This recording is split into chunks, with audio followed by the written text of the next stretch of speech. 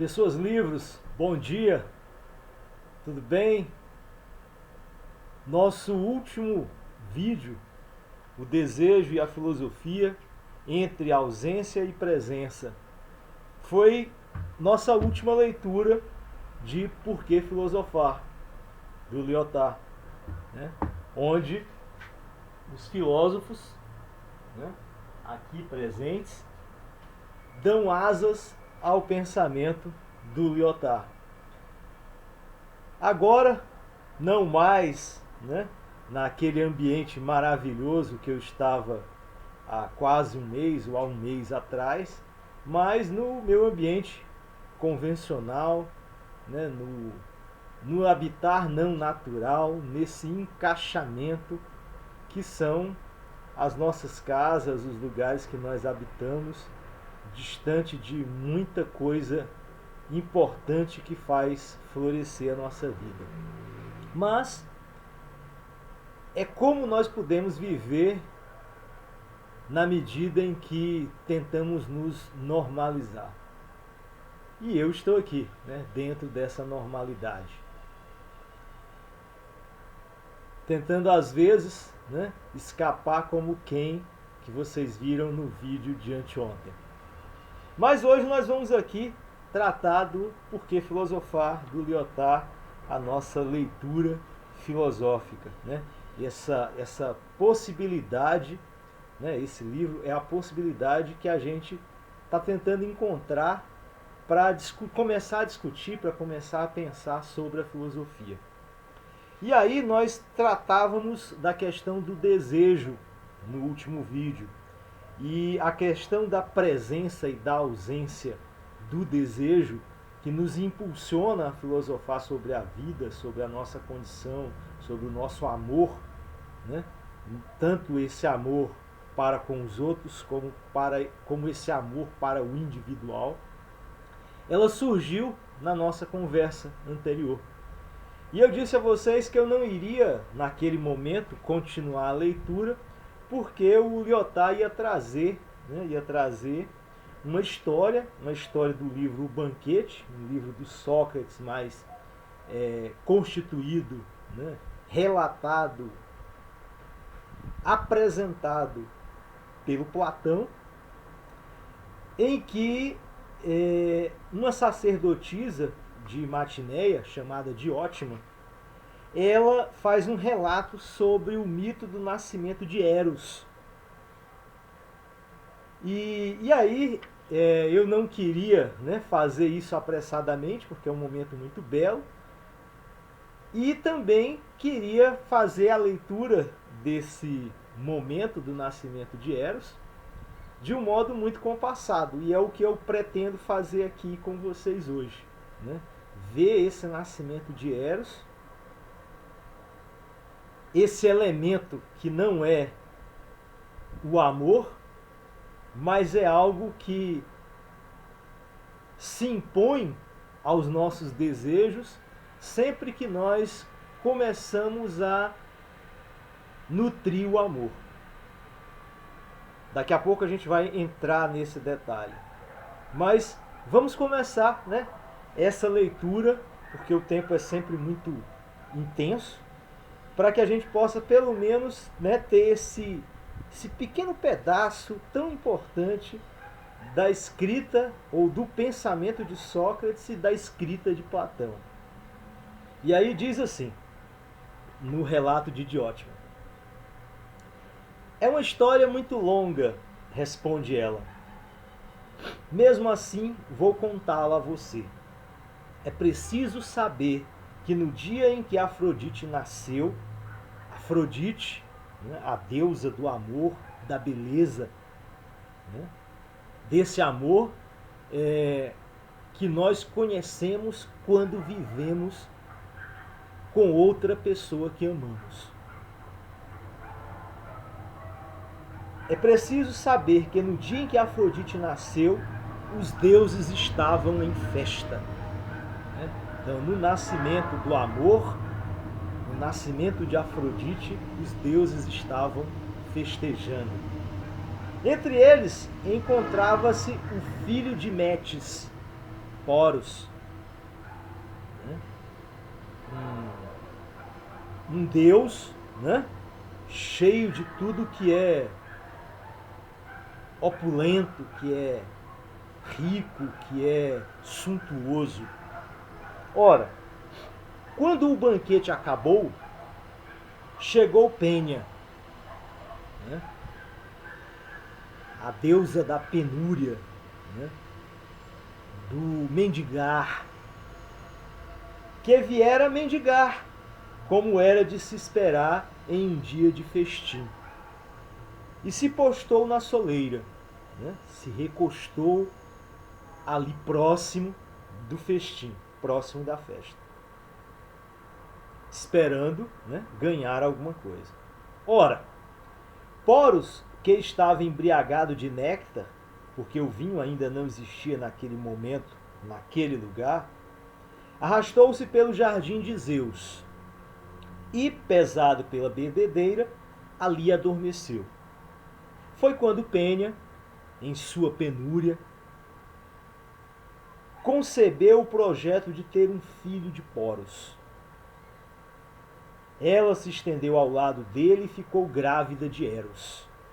Então tiveram o seu filho, que vai ser chamado Eros.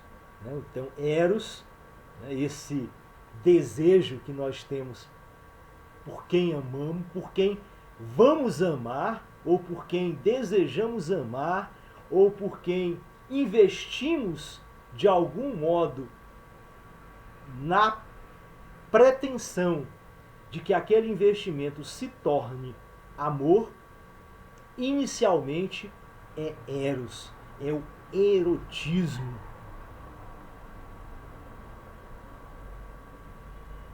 E eu poderia dizer é a paixão.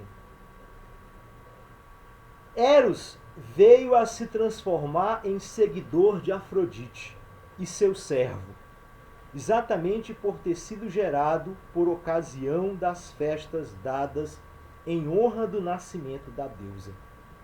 E ele é, ao mesmo tempo, amante por natureza do belo, porque Afrodite é bela. Então, esse erotismo, essa paixão representada por Eros, né, ela se forma de modo que o nosso Eros, a nossa paixão, o nosso erotismo, ele é movido por aquilo que nós consideramos como belo. Toda vez que nos apaixonamos, vemos o elemento da nossa paixão, o fruto da nossa paixão, o objeto da nossa paixão como algo belo. Necessariamente não será o amor, mas poderá vir a ser. Muito bem. A condição, a sorte de Eros procede evidentemente, se dermos crédito a Diótima, de sua herança. Então, se ele é herança dessa festa a Afrodite, ao nascimento de Afrodite, a deusa do amor, a deusa do belo, né, ele só tem essa proximidade justamente porque o seu concebimento acontece no dia dessa festa e dessa condição de carne entre Penha e Poros. Continuemos. Por ser filho de Poros e de Penha, Eros se encontra na seguinte situação. Inicialmente, ele é sempre pobre e está longe de ser delicado e belo, como acredita a maioria das pessoas. Ou seja, aí dá pra gente pensar, né? A paixão, ela é sempre pobre, né? Ela é sempre vazia de bons sentimentos, de sentimentos duradouros, né? Não que esses sentimentos sejam totalmente ruins, mas eles não são duradouros. É uma paixão, é um erotismo. Então, ele é sempre pobre. mas está longe de ser delicado e belo, como acredita a maioria das pessoas. Então, nós nos enganamos quando nos apaixonamos, porque pensamos que o que é erótico e apaixonante é delicado e belo. Mas está longe disso. Porque depois nós percebemos que o que é delicado e belo é o amor. Ao contrário, é rude, sem asseio, maltrapilho e não tem abrigo. Deita-se sempre na terra nua. Dorme ao lado de fora, no limiar das portas e à beira dos caminhos. Por quê? E isso lhe vem de sua mãe. É a indigência que recebeu em herança. Então, ele pode acontecer em qualquer lugar, né? Então, as nossas paixões, elas acontecem em lugares, muitas vezes, inesperados, né? Justamente por quê? Porque Eros, ao contrário de Afrodite, vive maltrapilho, não tem abrigo, deita-se sempre na terra nua, dorme ao lado de fora, no limiar das portas. É a interpretação que eu estou tentando pensar aqui com vocês. Por outro lado, a exemplo de seu pai, ele se mantém à espreita daquilo que é belo e daquilo que é bom. Ou seja, mesmo no seu nascimento entre nós, né, a paixão está desejante, embora ausente, daquilo que é belo, daquilo que é bom. Ela deseja ser linda, ela deseja acontecer em plenitude. E é por isso que nós damos tanta força às nossas paixões. Ele é viril, resoluto, ardente, é um temível caçador, não cessa de tramar armadilhas, é apaixonado pelo saber e fértil em expedientes. Passa todo o seu tempo a filosofar. É um feiticeiro poderoso, um mago, um especialista. Ou seja, durante a paixão, nós tramamos, nós condicionamos situações que podem nos levar ao que é bom, o amor. Faz parte de Eros. É preciso acrescentar que, por natureza, ele não é nem imortal nem mortal. É por isso que uma paixão pode viver e nascer. No espaço de um mesmo dia, ora está em flor, pleno de vida, ora morrendo, depois volta à vida. Quando nos seus expedientes tem êxito em virtude da natureza que lhe vem do Pai, mas o que tais expedientes lhe trazem incessantemente lhe escapa. Eros nunca está nem na indigência nem na opulência. Ou seja, ele nunca está totalmente desprovido das coisas e nem completamente cheio delas. Ele é essa oscilação. Ele é aquela presença-ausência, aquele desejar aquilo que não há, aquilo que não está ali, mas que eu desejo quando não está. Aquela nossa conversa anterior. E assim é a paixão. Mas ela está ali na condição de proximidade